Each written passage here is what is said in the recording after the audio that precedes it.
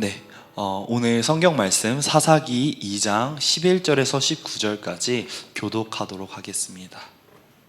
네, 사사기 2장 11절에서 19절까지 말씀입니다.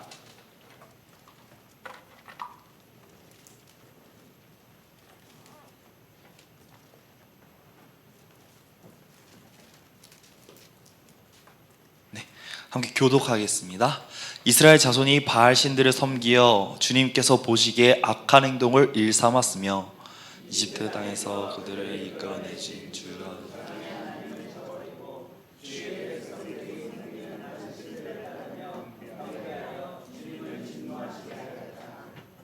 그들은 이렇게 주님을 저버리고 바알과 아스다롯을 섬겼다.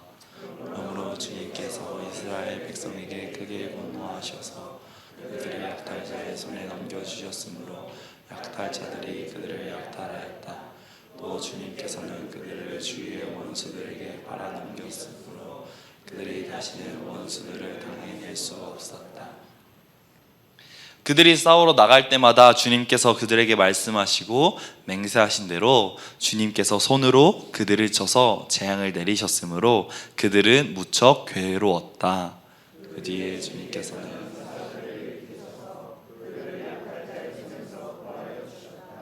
그러나 그들은 사사들의 말도 듣지 않고 오히려 음란하게 다른 신들을 섬기며 경배하였다. 그들은 자기 조상이 주님의 명령에 순종하며 걸어온 길에서 빠르게 떠나갔다. 그들은 조상처럼 살지 않았다. 그러나 주님께서는 그들을 돌보시려고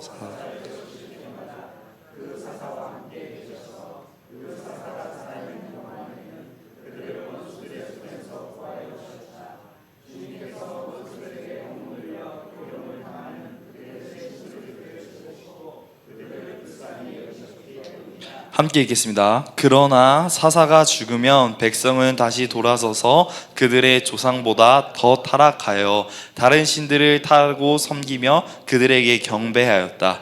그들은 악한 행위와 완악한 행실을 버리지 않았다. 네, 오늘은 샬롬에서 엔샬롬으로라는 제목으로 말씀을 전하도록 하겠습니다. 네, 우리 한번 먼저 옆분들과 인사했으면 좋겠습니다. 여러분 평안하시냐고 한번 여쭤보겠습니다. 옆분들과 평안하십니까? 요즘 평안하십니까? 요즘 뭐 평안하게 잘 지내시고 계신가요?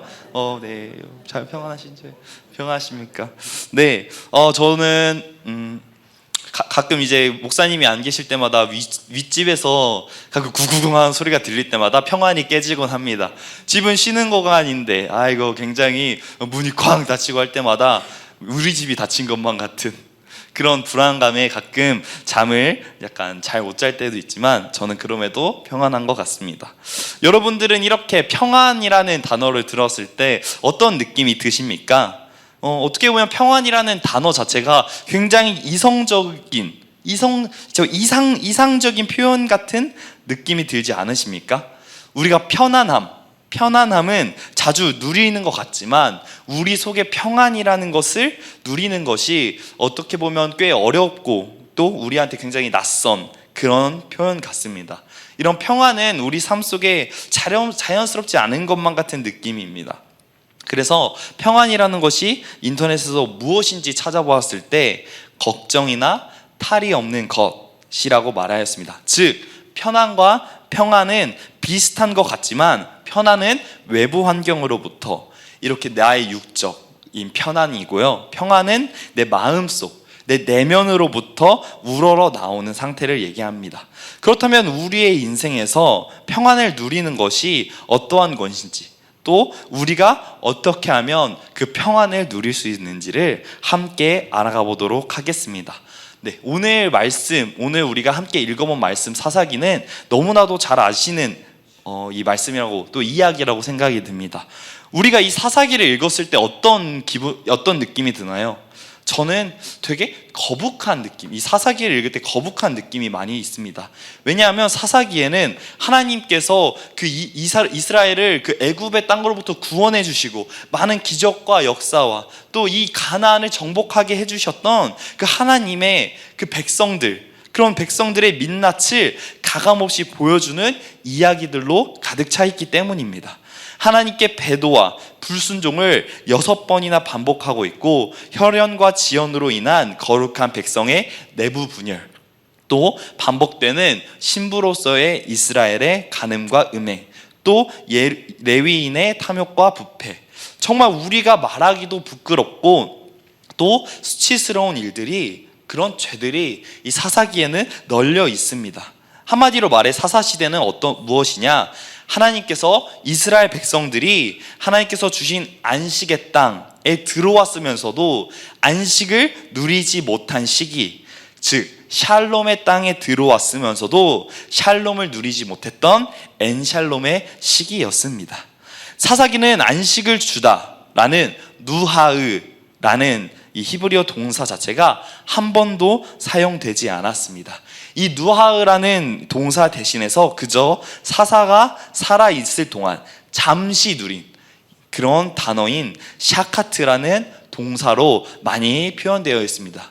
그러니까 이 사사기에서 나오는 평안, 쉼이란 이 누하가 아닌 잠깐 쉼인 일시적인 쉼을 의미하는 샤카트라는 것입니다.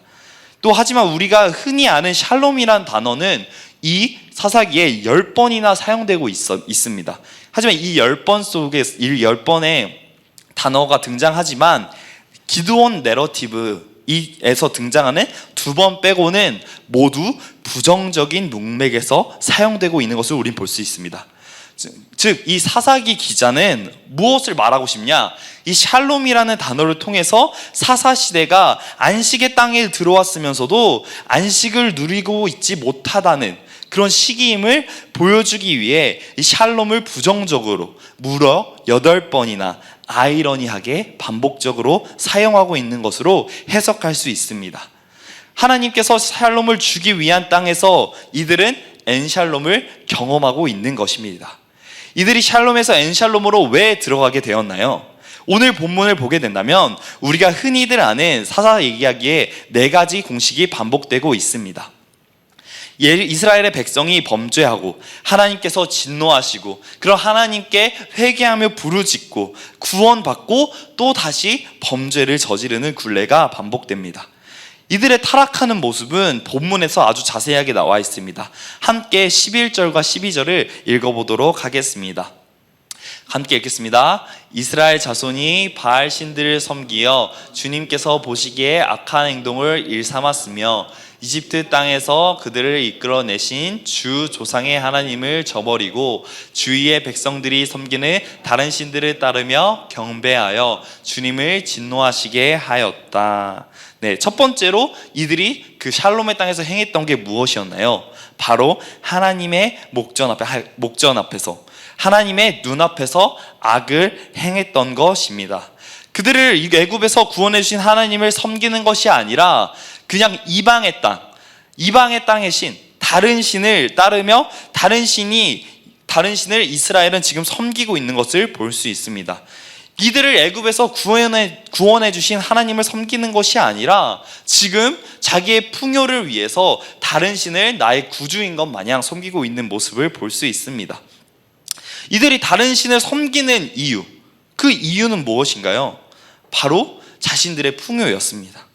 다른 신을 따르며 다른 신을 섬기는 것, 이 하나님을 버리는 행동이 그들은 자신의 풍요를 위해서 하나님을 버렸던 것이었습니다. 저는 이렇게 이스라엘 백성들이 맨날 왜 이렇게 이방신을 섬겨가지고 자기들 이렇게 괴롭힘 당하나? 왜 또 있고 또 이방신을 섬겨? 자기들이 이방신을 섬겼을 때 어떠한 행동, 어떠한 일들이 일어난지 알면서도 왜 또 이방신을 섬겼을까? 라고 하면서 솔직히 좀 짜증이 나기도 했었습니다. 아니, 하나님이 얼마나 채워주시고 이스라엘 백성들을 위해서 얼마나 많은 걸 해주셨는데 이스라엘 백성들은 왜 이렇게 배신하는 거야? 라고 하면서 저는 이스라엘 백성들에게 막 이렇게 과몰입하고 그랬습니다. 하지만 그때 상황 속에서 그 이방신, 그 바알 종교가 얼마나 매력적인지 보고는 저는 좀 놀랐습니다. 농경 사회였던 그 시절에 가나안의 종교는 풍요를 위하여 신을 지배하고자 하는 종교였습니다. 또 가나안의 종교는 농부들에게 굉장히 현실적이고 실용적인 종교였습니다. 지금 우리가 과학의 힘을 무시하면서 농사를 지을 수 없듯이 이때 농부들도 바알 숭배를 무시할 수 없었던 사회였습니다. 지금 우리가 인간의 힘으로만 농사를 짓고 다른 기계를 사용하지 않는다면 저 바보 아닌가? 지금 뭐하나? 지금 왜 자기 힘들어서 저렇게 정말 비효율적인 일을 하지? 이렇게 바라보는 것입니다.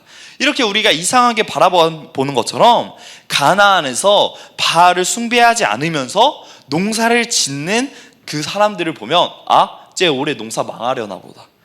쟤 이번 농사 그냥 뭐 재미로 하나? 취미로 하나? 심심해서 하나? 이런 식으로 농사를 바알신을 섬기지 않고 농사를 지은 사람들을 보면서 이상한 눈빛을 보내는 분위기였습니다. 하지만 이 바알을 믿으면 어떻게 됩니까? 이 바알신을 섬기면 어떻게 되는 것입니까? 하나님을 배신하는 것입니다. 즉 우리의 왕, 우리를 구원해 주신 그 구원자를 배반하는 일이었습니다. 하지만 이들이 계속해서 이 이방신에게 빠지는 이유가 무엇이었나요? 바로 자신의 행복, 자신의 풍요를 위해서였다는 것이었습니다. 이런 이스라엘 백성들은 우상 숭배가 자신들을 경제적으로 더 풍요롭게 한다고 믿었습니다. 그렇기 때문에 지금 내 눈앞에서 당장 지금 나에게 좋은 것을 주시지 못할 것만 같은, 지금 안 보이는 그 하나님보다 지금 내 눈앞에서 나의 이 농작물을 더 많이 줄 수 있을 것 같은 그 신이 더 매력적으로 보였던 것이었습니다.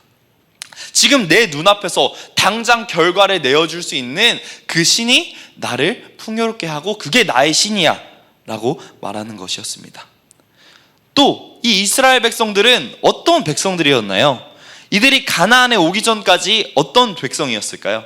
바로 노예였었습니다. 노예들은 무엇을 했냐? 이 농사를 짓는 노예도 있었지만 이 이스라엘 백성들은 400년간 애굽의 종노릇을 하면서 벽돌을 쌓아서 성을 만드는 사람들이었습니다. 그러니까 이 사람들에게는 농사에 대한 지식이 있었을까요? 이 어렸을 때부터 이 과거부터 올라왔던 노하우, 그 농사에 대한 노하우가 있는 사람이었을까요? 아니었었을 것입니다. 또 이들이 광야에 있을 때 이들이 농사를 지어서 자신들의 먹을 것을 채웠었나요? 아닙니다. 하나님이 주시는 만나와 메추라기를 먹으면서 이들은 농사의 니은자도 모르는 그런 백성들이었습니다. 그렇기 때문에 이스라엘 백성들의 소출은 그 가나안 백성의 소출보다 적었을 것이고, 그렇기 때문에 바알신을 섬기기 때문에 저들은 바알신을 섬기니까 저렇게 많은 소출을 내는구나. 우리는 이스라엘 하나님이 나한테 그런 어떤 좋은 하나님이라면서 나에게 당장의 소출도 못 주는 그런 하나님이네 라는 생각을 통해서 이들은 그렇게 당장 눈앞에서 비교할 수 있는, 그렇기 때문에 바알을 섬기는 것이었습니다. 나에게 지금 당장에 풍요를 줄 수 있는 신이었던 그 이방신을 섬길 수밖에 없었던, 그들의 마음에는 그 유혹이 엄청 났다는 것이었습니다.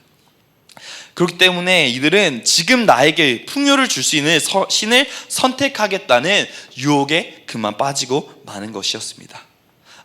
우리도 그들처럼 저 바알신에게 절하면 우리도 많은 소출을 얻고 우리도 배불리고 내 자녀도 배불리고 정말 우리가 더욱더 풍요롭게 살 수 있구나 라는 그런 이방신의 유혹에 빠지고 만다는 것이었습니다. 이런 가나안의 신들은 이스라엘을 교묘하게 유혹하는 무서운 힘을 가지고 있었습니다. 결국 이들은 하나님이 아닌 다른 신을 선택하게 된다면 우리는 더 자유로운 삶을 살게 될 거야. 우리는 이런 물질, 이런 풍요로부터 더욱더 자유로워져서 우리가 더 좋게 살게 될 거야 라는 생각에 빠지게 됩니다. 하지만 이렇게 이방신을 섬기게 된다면 어떻게 되나요? 오히려 거미의 그물에 걸린 파리처럼 올무에 빠지게 됩니다. 이러한 배경 속에서 우리는 어떠한가요? 우리는 우상 숭배를 굉장히 많이 합리화하곤 합니다. 하나님, 내가 지금 잠깐 이거 빠지고, 내가 지금 잠깐 교회 안 나가고, 내가 돈 더 많이 벌어서 하나님 더 잘 섬길게요. 이렇게 하나님께 나아가는 그 자리, 이렇게 이방신을 섬기는 합리화를 자주 하곤 합니다. 내가 더 노력해서, 내가 지금 목장 모임 빠지고, 내가 지금 예배 빠지고, 내가 지금 삶공부 빠져서 그 시간에 돈을 더 많이 벌어서 그 돈으로 하나님 섬기면 되겠다 라는 이런 뭔가 다른 이유를 만들어서 우리가 하나님한테 핑계를 대면서 이런 우상화를 늘 합리화하곤 합니다. 이렇게 교묘하게 하나님께 나갈 수 있는 자리를 우리는 피하게 된다는 것이었습니다. 우리가 어떤 상황 속에서 이런 걸 선택하게 되는 건가요? 우리가 믿음과 죄, 이렇게 너 믿음, 죄 중에 뭐 선택할래? 라고 하면 당연히 우리는 믿음을 선택하실 것입니다. 하지만 믿음과 행복, 너 신앙과 삶, 너 이렇게 해서 선택하라고 하면 너 뭐 선택할래?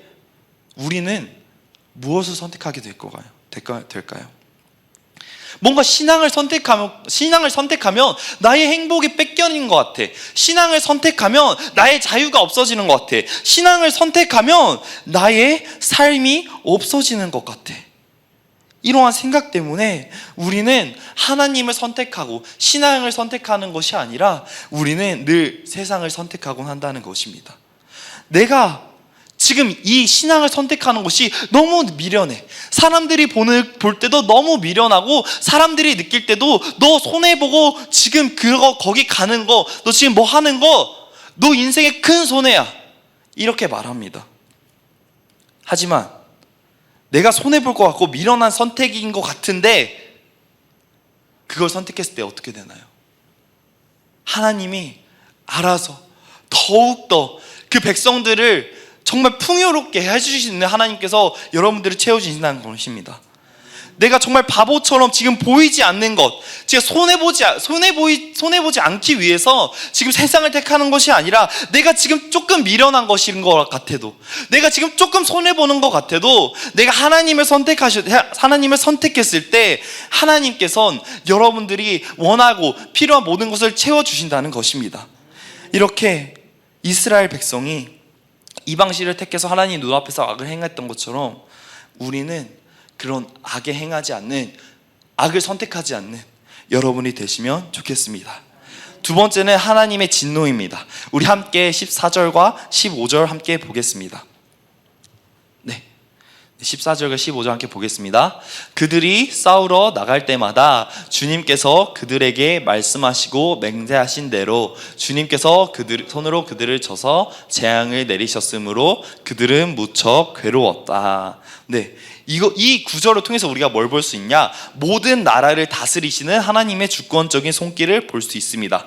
그 주변국, 이 이스라엘만 다스리는 하나님이 아니라 그 주변국까지 다스리는 이스라엘의 대적들도 사용하시고 있으시는 그 주권적인 손길을 알 수 있습니다. 그런 이스라엘의 대적을 사용하셔서 그들을 괴롭게 하고 계십니다. 우리가 하나님의 진노, 이런 하나님의 진노를 볼 때, 하나님 너무 무자비하다, 하나님 정말 나쁜 것 같은데? 하나님께서 너 잘못했어, 나 너 잘못했으니까 너 미워 하면서 괴롭히는 것만 같은 모습입니다. 하지만 하나님의 진노가 그러한 미움과 감정으로 나오는 진노인가요? 아닙니다. 하나님의 진노 또한 바로 이스라엘 백성들, 그들을 향한 사랑이었습니다. 우리가 지금 심리적인 분주로 하나님의 진노를 우리가 이해한다면 전혀 안 되는 것입니다. 하나님께서 분노해가지고 자기 통제력을 상실해서 이들을 지금 어려운 상황 속에 집어넣으셨네 라고 생각하면 안 된다는 것입니다. 하나님께서 진노하시고 이렇게 대적들이 와서 재앙을 내리실 때는 정확한 하나님의 말씀이 이루어지는 것입니다. 하나님께서는 진노하실 때 자신이 말씀하신 대로, 자신이 이스라엘 백성에게 경고하신 대로 그 말씀을 그대로 이루시면서 그들에게 현실적인 어려움을 가져다 주었습니다. 이들이 이방신을 섬겼을 때 어떤 마음이었나요? 내가 지금 이방신 섬기면 내가 올해는 조금 농사 잘하겠지. 내가 지금 이방신을 섬겼으니까 나 이번에 조금 더 배부르겠지, 이렇게 풍요로워지겠지 생각했지만 결국 이들은 이방신을 섬겼을 때 어떻게 됐나요? 그 대적의 노략을 당하던가 아니면 그 대적들의 노예로 살게 되는, 오히려 그들이 바라고 이방신을 섬겼을 때 기대했던 것과는 정반대의 상황이 놓이게 되었던 것이 맞습니다. 이들이 하나님의 도우심이 있었을 때는 어땠나요? 하나님께서 이들과 함께 하셨을 때는 이들이 우리 이 전쟁 안 될 것 같은데, 우리는 못할 것 같은데 했던 것도 하나님께서는 다 이기게 해주셨습니다. 하나님께서는 이들이 전혀 해낼 수 없는 상황, 이들이 전혀 이길 수 없는 전쟁도 하나님께서는 해내게 하시고 이길 수 있게 하시고, 정복할 수 없었던 가나안을 하나님께서는 정복하게 하셨습니다. 하지만 하나님의 진노 가운데 있는 지금 이스라엘은 어떠한가요? 그들의 상대조차 되지 않고 이 대적들이 이렇게 쳐들어왔을 때 그들은 그들의 노예로 전락할 수밖에 없던 것입니다. 하나님께서 말씀하신 그대로 그들에게 행해졌습니다. 어디에 쓰여 있나? 우리가 여호수아를 함께 보면 알 수 있는데, 여호수아가 백성들에게 했던 마지막 당부였습니다. 여호수아서 24장 40절을 함께 읽겠습니다. 만일 당신들이 주님을 저버리고 돌아서서 재앙을 내리시고 당신들에게 좋게 대하신 뒤에라도 당신들을 멸망시키고 말 것입니다. 네, 이렇게 하나님께서는 이방신을 섬겼을 때 하나님께서는 재앙을 내리겠다라고 이미 말씀하셨습니다. 말씀을 하셨고 하나님께서는 그 말씀하신 대로 재앙을 내리셨습니다. 하나님은 백성들이 하나님 자리에, 지금 하나님이 이스라엘의 왕 그 자리에 다른 것을 두었을 때 재앙을 주겠다, 또 진노하겠다라고 말씀하셨습니다. 하나님의 진노는 어떠한 진노였나요? 우리가 방금 본 것처럼 하나님이 감정에 휘달려서 너 미워 하면서 진노하신 게 아니라, 말씀하신 대로, 정하신 대로, 너희들 이렇게 하면 내가 이렇게 할 거야 라고 말씀하신 대로 하나님께서는 진노하셨던 것이었습니다. 하나님께서는 이 진노 또한 우리를 향한 사랑의 표현이었습니다. 이스라엘 백성들이 지금 잘못된 길, 옳지 못한 길로 가고 있을 때 그들을 옳은 길로 인도하는 그런 진노였습니다. 저는 이 진노, 이 재앙을 생각했을 때, 이 말씀을 묵상하면서 든 생각이 바로, 여기 목사님이 안 계시니까 이제 목사님 얘기를 잠깐 하자면, 저는 목사님한테 엄청 많이 맞고 자랐었습니다. 진짜 여기 4층에서 이제 많이 이제 목사님 사택에 살 때 정말 많이 맞고 자랐었는데, 저는 그때 뭔가 아버지가 저에게 감정이 휘둘려서 혼내는 느낌이 많이 들었었습니다. 어렸을 때는 그냥 아버지가 저를 이렇게 사랑의 매로 때리는 게 아니라 그냥 너 잘못했네, 너 지금 기분이 안 좋으니까 화풀이 하듯이 저를 이렇게 때리는 줄 알았었습니다. 근데 그것조차 저에게 사랑의 표현이었다는 것을 나중에서야 알았었습니다. 저는 그냥 아버지가 제가 잘못했을 때 그냥 주변에 긴 거 가지고 와서 너 엎드려 하고 이렇게 때리시는 줄 알았어요, 그냥. 근데 그게 아니고 그것조차 아버지가 나를 사랑하셔서 그랬다는 것을 나중에 알게 되었습니다. 또 그 매를 통하여서 저는 나쁜 길에서 늘 옳은 길로 올 수 있었습니다. 저는 그리고 그렇게 매를 맞을 때 아버지가 감정적으로 때리는구나, 감정적으로 나 그냥 기분 안 좋으니까 화풀이로 때리는구나 라고 생각을 했었는데, 지금 생각해보면 아버지가 나를 혼내키고 나를 때리셨을 때는 정확한 기준이 있었던 것이었습니다.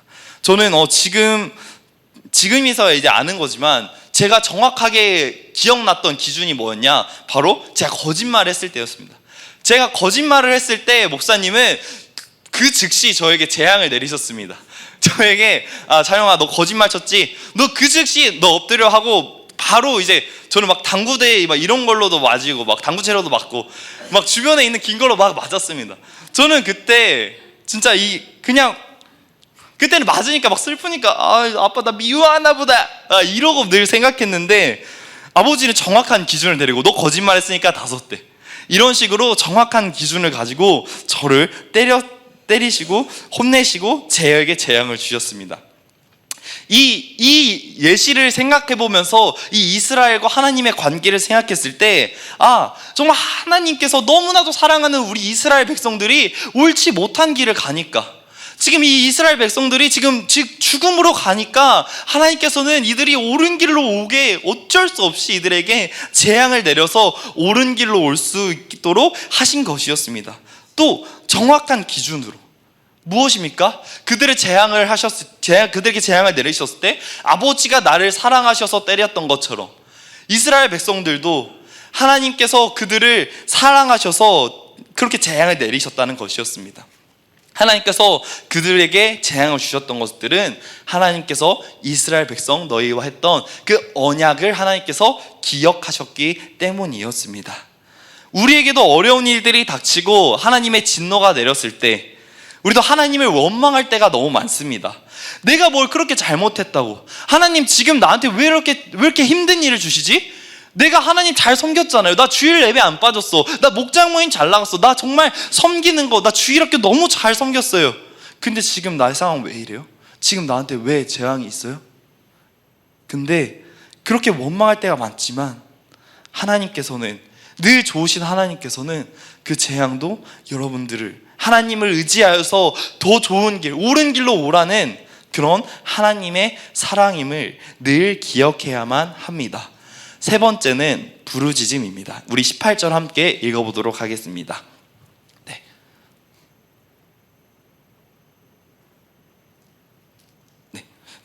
18절 함께 제가 읽겠습니다. 그러나 주님께서는 그들을 돌보시려고 사사를 세우실 때마다 그 사사와 함께 계셔서 그 사사가 살아있는 동안에는 그들을 원수들의 손에서 구하여 주셨다. 주님께서 원수들에게 억눌려 괴로움을 당하는 그들의 신음소리를 들으시고 그들을 불쌍히 여기셨기 때문입니다.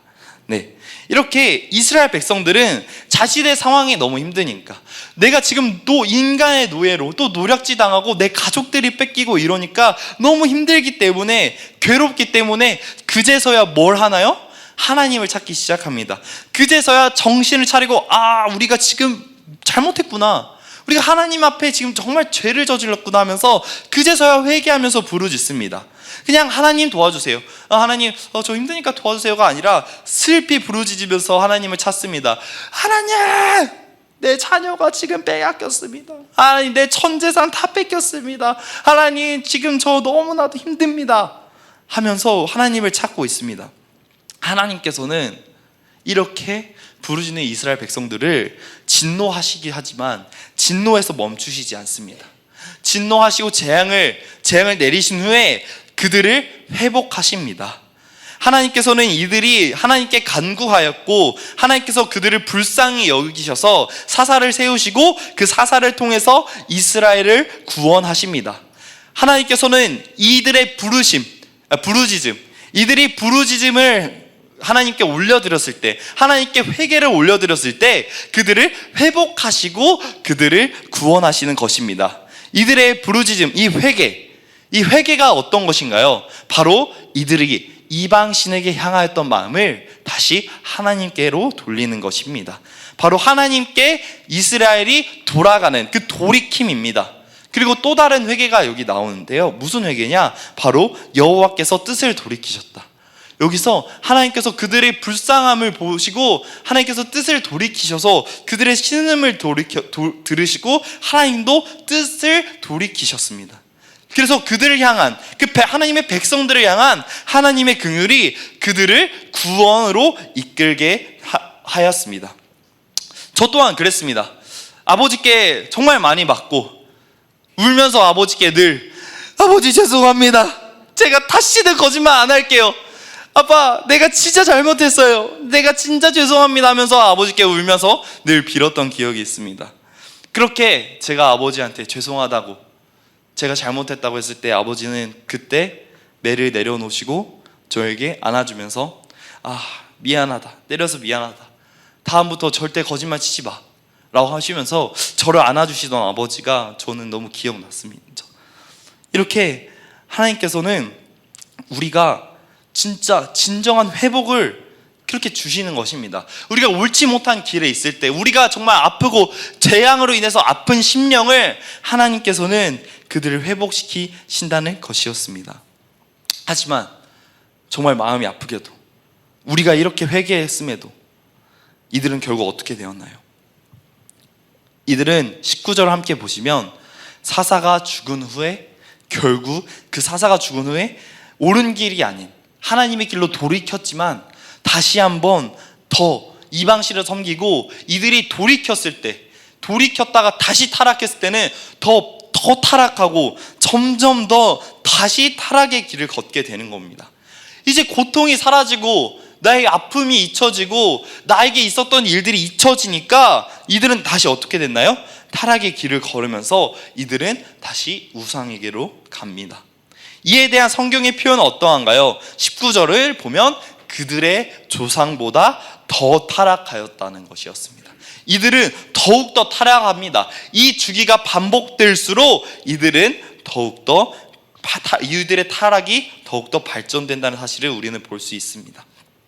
그렇다면 이들의 부르짖음, 이들이 회개하면서 부르짖음이 어떤 부르짖음이었나요? 회개의 부르짖음이었나요? 그 잠시의 고통으로 인해서 그 잠시의 고통을 벗어나기 위한 부르짖음이었습니다. 그냥 그 상황으로부터 벗어나기 위한 또 다른 거짓이었습니다. 진정한 회개가 아니라 하나님의 진노를 벗어나기 위한 것이었습니다. 그렇기 때문에 이들은 진정한 샬롬을 다윗의 때까지 누리지 못하고 계속해서 엔샬롬 가운데에 머무를 수밖에 없었던 것이었습니다. 이들은 하나님께서 샬롬을 누리라고 주신 그 가나안 땅에서 결국 엔샬롬만 누리다가 끝나는 인생이 되어버린 것이었습니다. 하나님께서는 우리에게 샬롬을 주시기를 원하십니다. 하나님의 백성이 샬롬을 누리지 못하는 모습을 보시고 하나님께서는 그들을 샬롬으로 이끄시고 샬롬을 주시기 위해서 그들을 그 엔샬롬에서부터 구원하십니다. 하나님의 백성이, 그 이스라엘 백성이 인간의 왕의 노예로 사는 모습에 하나님이 마음이 아프셔서 그들을 예굽의 왕으로부터 구원하시고 홍해를 가르시고 샬롬을 주시기 위해 젖과 꿀이 흐르는 땅으로 그들을 인도해 내셨습니다. 그 땅에선 인간의 종이 아니라 하나님의 종으로 자유롭게 하나님을 예배하면서 사는 자들로 그들을 가나안 땅으로 부르셨습니다. 이들은 그 땅에서 뭘 하면 되나요? 그냥 하나님만 섬기고 하나님만 왕으로 삼고 하나님만 붙들고 하나님의 백성으로서의 사명만 잘 감당하면서 자신의 최고의 가치를 하나님으로 두고 살았더라면 이들은 늘 샬롬 가운데 거하면서 하나님이 주시는 은혜를 잘 받으면서 그 하나님의 은혜 안에서 잘 살았을 것입니다. 하지만 샬롬을 누리지 못했던 사람은 망각으로 이들은 하나님 왕이심을 계속해서 까먹고 우상을 섬기면서 하나님을 떠났기 때문에 샬롬에 있을 수 없기 때문에 이들은 엔샬롬 가운데에 계속 있을 수밖에 없었습니다. 하지만 이들을 하나님께서 포기하셨나요? 도저히는 인간의 힘으로는 하나님께서 너무나도 주시고 싶으신 그 평안, 그 샬롬을 이들은 도저히 자기들 힘으로 놓을 수 없겠다라는 생각으로 하나님께서는 정말 유일한 샬롬이신 예수 그리스도를 보내셔서 하나뿐인 아들을 죽이면서 그 죽음으로 들어가 죽음의 권세를 이기시고 죄의 결박을 끊으시고 우리에게 이 땅에서 진정한 샬롬인 하나님의 나라를 누릴 수 있도록 해주셨습니다. 오직 우리를 사랑하는 마음으로 자신의 아들을 보내셨습니다. 왜? 우리한테 너의 진정한 샬롬인, 우리한테 그 좋은 하나님 나라, 그 나라를, 그 진정한 샬롬 가운데 여러분들을 이끄시고 또 알려주시기 위해서 하나님께서는 지금 내가 다스리는 이 하나님의 나라가 얼마나 좋은 땅인지, 얼마나 샬롬한 곳인지 알려주시기 위해서 예수님을 보내시고 하나님 나라를 전하게 하셨습니다. 하나님의 가장 1순위는 뭐였냐? 인간이 그 하나님의 나라, 그 샬롬으로 들어오는 것이었습니다. 그래서 자신이 가장 사랑하는 아들임에도 불구하고 그 아들을 보내셔서 우리의 죄악으로 인해 상처난 마음을 치유하시고 회복하셔서 구원으로, 샬롬으로 우리를 오늘도 이끄시고 계십니다. 말씀을 정리하겠습니다. 우리의 가장 큰 목표, 우리 인생의 가장 큰 가치는 무엇인가요? 내가 지금 살고 있는 이 땅에 살고 있는 이유가 무엇입니까? 저는 최근에 이런 이야기를 들은 적이 있습니다. 북한에서 그리스도인들을 어떻게 박해를 하고 있는지 그런 걸 들은 적이 있습니다. 기독교 가정이 이 북한에 들킨 적이 있었습니다. 그 가정은 복음을 믿고 하나님 나라 속에서 살고 있고 그 나라를 위하며 살고 있었습니다. 하지만 이들은 발칵되어서 그들에게 배교의 기회가 주어졌습니다. 너 배교해라고 협박을 하였습니다. 하지만 그 협박에 아들은 어떻게 했을까요? 이 박해를 어떻게 했냐면 이 부모들이 보고 있는 앞에서 아들을 트랙터가 이렇게 가고 있습니다. 너 하나님 믿지 마. 너 지금이라도 배교해. 너 지금이라도 너 지금이라도 하나님 너의 왕이 아니라고 말해. 이렇게 기독교를 배교하라고 협박을 했습니다. 트랙터는 계속 가고 있습니다. 근데 그 아들이 아버에게 이렇게 말합니다. 아빠, 우리 하나님 나라에서 만나요. 너 배신하면 지금 내가 하나님 한 번 배신하면 우리 돌아갈 수 있어. 저희 살 수 있어요. 근데 이들은 어떻게 했나요? 우리 하나님 나라에서 만나요. 저 괜찮아요. 천국에서 만나요, 아버지. 그 아들의 말에 아버지는 그래, 우리 하나님 나라에서, 우리 하늘나라에서 만나자. 이렇게 말했습니다. 지금 이들이 가장 최고의 가장 가치를 두고 있는 것이 무엇인가요? 바로 하나님의 나라였습니다. 이들은 하나님의 나라를 최고의 가치를 두고 있기 때문에 아들이 지금 죽음순으로 가더라도, 내가 죽을 위기에 처했더라도 이들은 하나님을 부정할 수 없고 복음을 부정할 수 없었습니다. 이들은 목숨보다 하나님 나라를 중요하게 여겼기 때문이었습니다. 예수님께서도 이 십자가, 그 고통 가운데 들어가신 이유가 무엇입니까?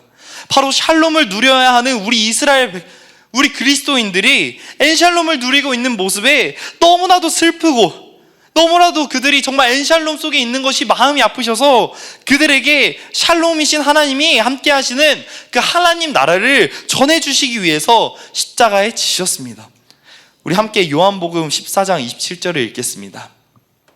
네, 함께 요한복음 14장 27절을 읽겠습니다. 나는 평화를 너희에게 남겨준다. 나는 내 평화를 너희에게 준다. 내가 저희에게 주는 평화는 세상이 주는 것과 같지 않다. 너희는 마음에 근심하지 말고 두려워하지 말아라. 우리가 처음에 제가 말씀드렸던 평안도 내부적인 이 내면에서 올라오는 요인이었습니다. 하지만 예수님께서 주시는 평안도, 그럼 이 예수님이 주시는 평안도 마찬가지입니다. 내부적으로 발생합니다. 결국 우리는 이 진정한 샬롬이신 예수님으로부터만 진정한 샬롬을 체험할 수 있다는 것입니다. 여러분, 오늘도 하나님께서 여러분들을 부르시고 계십니다. 오늘도 여러분들을 진정한 샬롬 속으로, 예수님이 보여주신 그 샬롬, 그 평안 속으로 여러분들을 부르시고 계십니다. 여러분이 누리는 그 샬롬을 이 세상도 알 수 있도록 여러분들을 부르고 계십니다. 지금 이 그리스도인들 미련한 선택을 하는 것 같아. 이들이 손해보고 미련한 선택을 하는 것 같아. 근데 왜 저 사람들은 저러지? 근데 왜 저 사람들은 평안하지?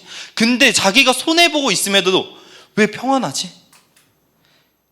우리가 누리는 평안을 세상이 알도록, 세상이 그리스도인들 너네 다 미련해, 너네 다 바보야, 너네 그렇게 머저리처럼 살면 어떡해? 근데 왜 제 사람들의 마음을 평안할까? 저 사람들 마음 가운데 예수님이 있구나. 진정한 샬롬이신, 진정한 평안을 주시는 예수님이 그 그리스도인들 가운데는 있구나. 그러니까 저 사람들이 미련하더라도, 바보 같아도 늘 평안할 수 있구나. 여러분들을 그 사실을 지금 샬롬 모르는 자들에게, 엔샬롬을 누리고 있는 사람들에게 알게 하기 위해서 지금 이 자리로 우리를 부르셨습니다. 우리 다시 한번 옆 사람들과 마지막으로 인사하겠습니다. 여러분, 평안하십니까?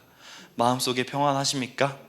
우리 오늘 함께 기도하시면서 우리의 평안이 되신 예수님, 우리를 평안으로 인도하신 예수님을 의지하며 하나님 나라를 전하며 엔샬롬한 사람들을 샬롬으로 이끄시는 여러분이 되시길 간절히 소망합니다.